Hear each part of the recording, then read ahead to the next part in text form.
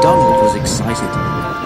"The diesels at Young Works," he announced, "say that on the other railway there are things called high-speed trains. They have a diesel engine at each end and can go at 125 miles an hour. Gordon snorted. "An engine at each end," he said scornfully. "There's only one of me, but I bet I can go as fast as those smelly boxes on wheels. Probably faster," he added.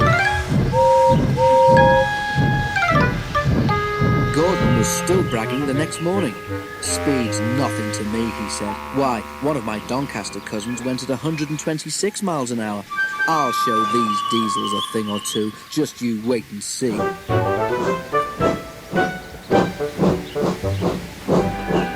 He puffed grandly towards the station. Gordon normally pulled the express, though Henry, James or Bear helped if Gordon was ill or away. Many visitors came to see the Fat Controller's railway. They often used the express, so it was usually full and heavy. There had been frost during the night, and now the weather was wet and sleety.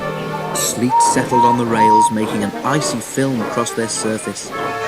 The carriages of the express stood under the cover of the station roof, but when Gordon was coupled to them, his cabin front end had to stand outside.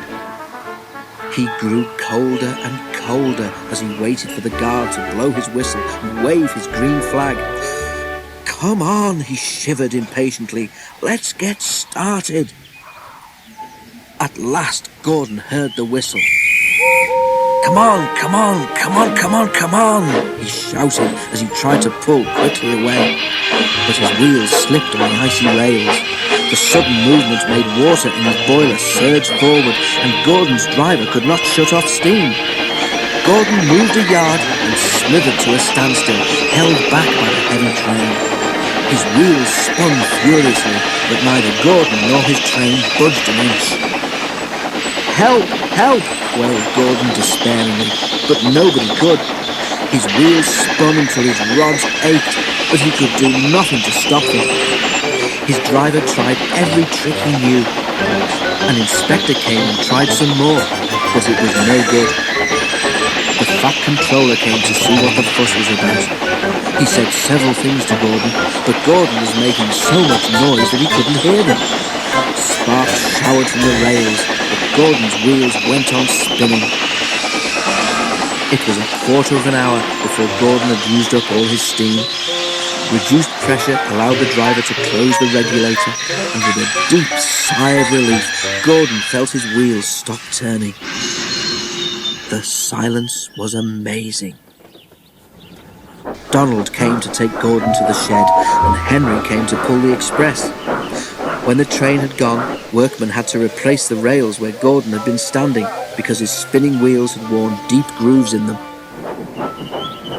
The shed was empty. Donald tactfully remembered another job and left Gordon on his own.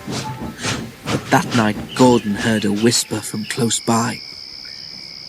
"Did you hear," it hissed, "how Gordon went for a spin today?" There was a quiet chuckle. Gordon seethed in silence.